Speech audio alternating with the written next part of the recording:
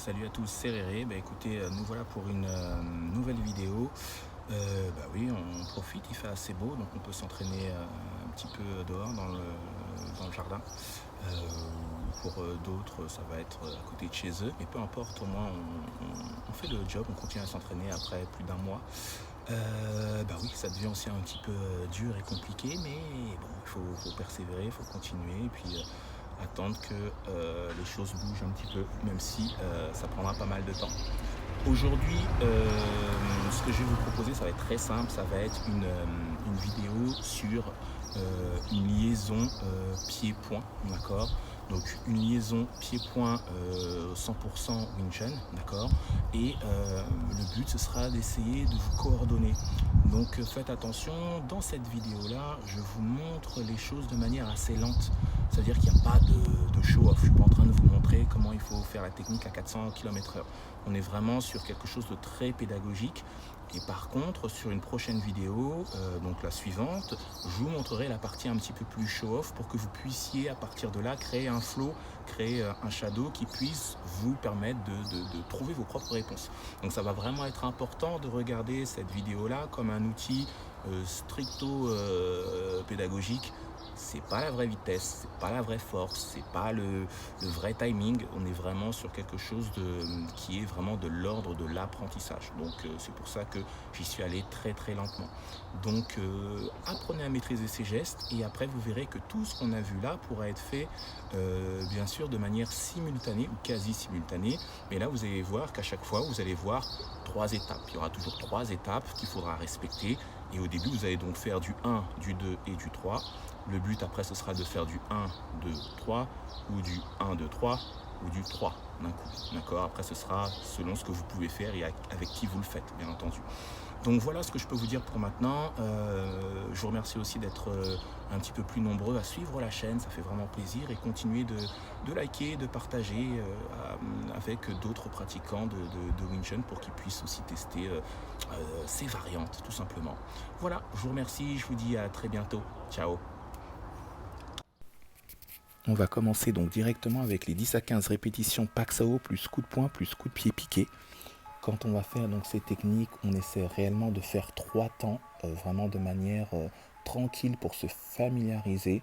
Donc je vais souvent compter pack, point, piqué, je reviens en garde, pack, point, piqué, je reviens en garde, pack, point, piqué, je reviens en garde. Quand on fait cette technique-là, on va se rendre compte que la main qui a fait le pack va passer en dessous pour repasser au-dessus, pour revenir justement en position de garde. D'accord? Ça va être très important.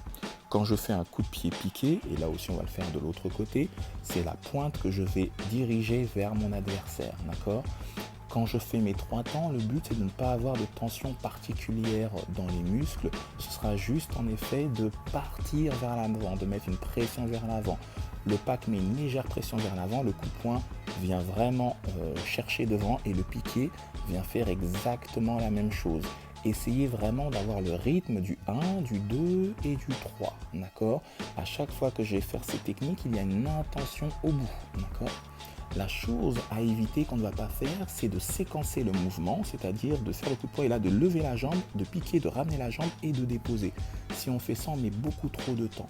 Ce qu'on va chercher à faire, c'est à déployer la jambe comme un fouet. Si on la déplie comme un fouet, justement, ce sera beaucoup moins lisible pour l'adversaire. Alors que finalement, si je lève mon genou, l'adversaire a le temps de comprendre ce qui se passe. D'accord ?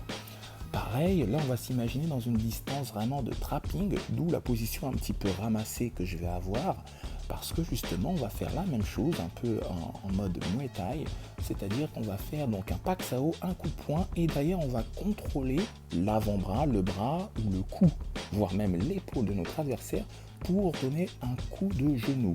Ça veut dire que je vais juste poser mes mains en appui sur lui pour pouvoir ajuster mon coup de genou. D'accord ?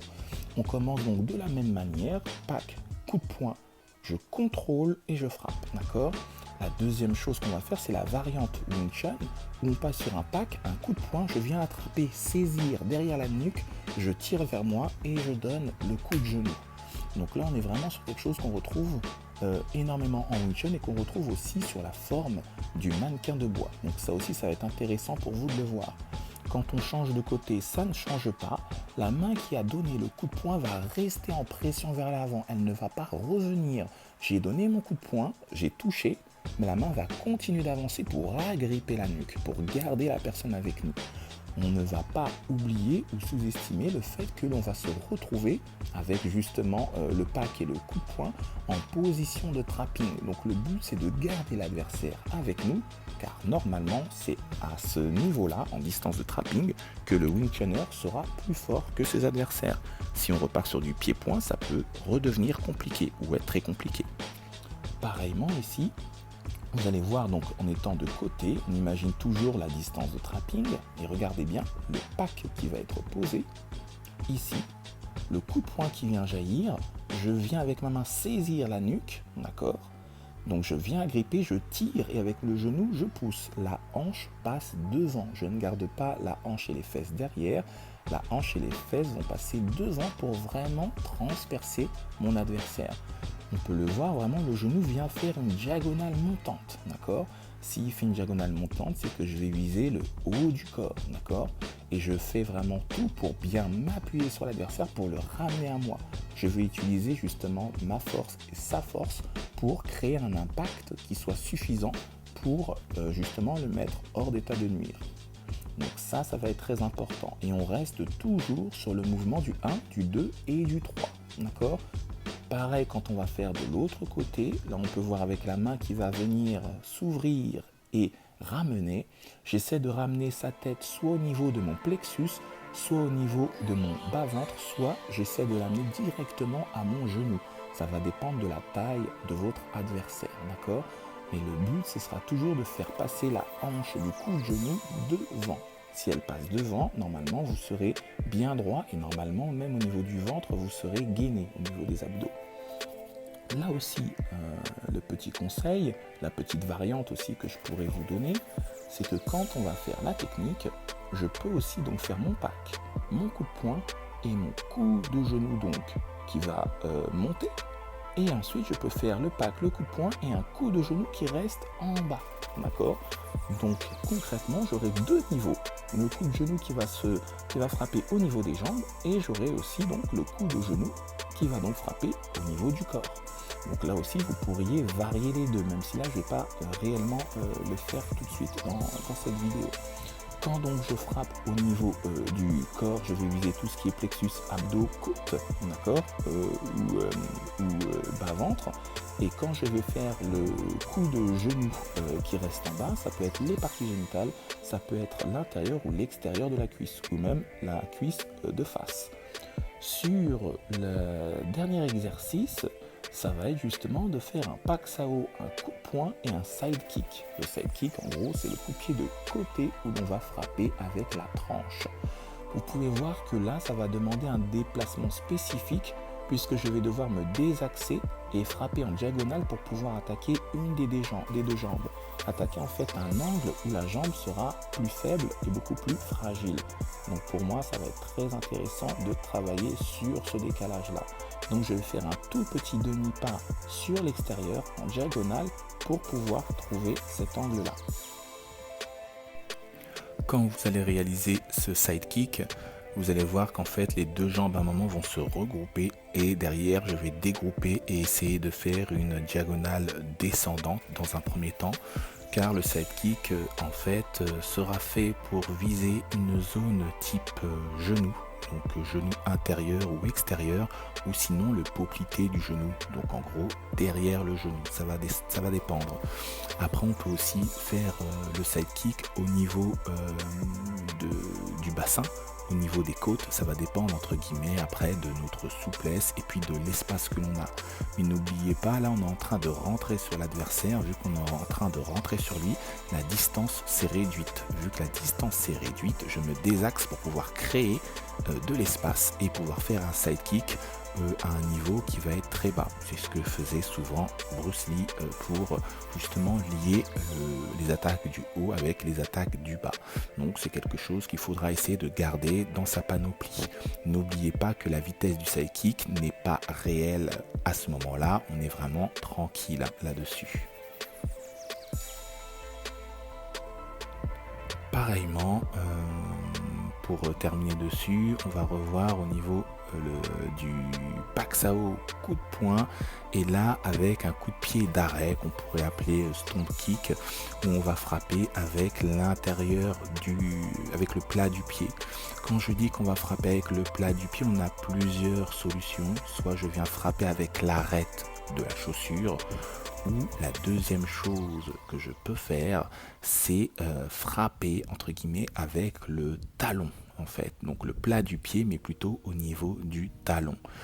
Pareil, quand vous allez faire ce coup de pied, vous allez voir que sur le troisième plan, donc 1, 2, 3, donc le pack, le coup de poing et là le stomp kick, je pourrais rester un petit peu, on le voit souvent en Wing Chun où les gens font ce coup de pied et puis ils restent en équilibre. Je vais pas vous mentir, c'est pas du tout le but. Le but ici, c'est de pouvoir enchaîner, donc de faire un pack, un coup de poing, le stomp, revenir le plus rapidement possible. Là, on le fait encore gentiment, mais il faudra bien comprendre que ce coup de pied-là est censé être dévastateur. S'il est censé être dévastateur, ça veut dire que je vais devoir générer du fat gene, donc générer de la puissance, d'accord? Ça va être très important. Pareillement, sur le placement, ça vous demandera tout de même d'avoir un certain équilibre. L'équilibre, vous pourrez l'acquérir de deux manières. La première manière, ce sera justement de travailler sur une jambe la plupart des choses que vous faites, et vous allez voir que finalement, vous allez réussir à trouver votre propre équilibre. La deuxième chose, si vous avez vraiment du mal avec l'équilibre, le but pour vous sera tout simplement de garder un contact avec votre adversaire, et en fait votre adversaire vous servira tout simplement de béquille. On n'oublie pas, ce coup de pied là est censé traverser. Justement, quand je vous dis qu'il est censé traverser, on va le voir là de suite. Regardez bien, le pack pression, le coup de poing passe tout devant, pression vers l'avant, et la jambe arrière vient se déplier. Quand je suis en train de faire le coup de pied, je suis en train de traverser en fait l'adversaire. L'adversaire est censé être beaucoup plus proche. Il n'est pas au bout de mon pied, mais il est peut-être, je dirais, à 20 ou 40 cm avant le déploiement total de mon coup de pied. Donc le but pour vous, c'est vraiment d'impacter la personne et que la personne en fait se déstructure, ou si on devait parler d'une manière un peu plus violente, qu'elle se casse ou qu'elle se coupe en deux. Donc c'est ce que je vais chercher avec ce coup de pied qui doit vraiment empêcher l'adversaire de rentrer sur vous, d'accord? Voilà un petit peu là ce qu'on peut voir pour cette vidéo. N'oubliez pas de travailler donc toutes ces choses-là le plus possible et de manière assez répétitive. Quand je dis répétitive, c'est-à-dire ne pas le travailler juste un jour et puis ensuite oublier. Travaillez-le sur une semaine, voire 2 semaines, histoire de travailler votre coordination du haut et du bas, ainsi que votre équilibre. Je vous remercie et je vous dis à très bientôt pour une prochaine vidéo qui sera un petit peu plus dynamique. Bye!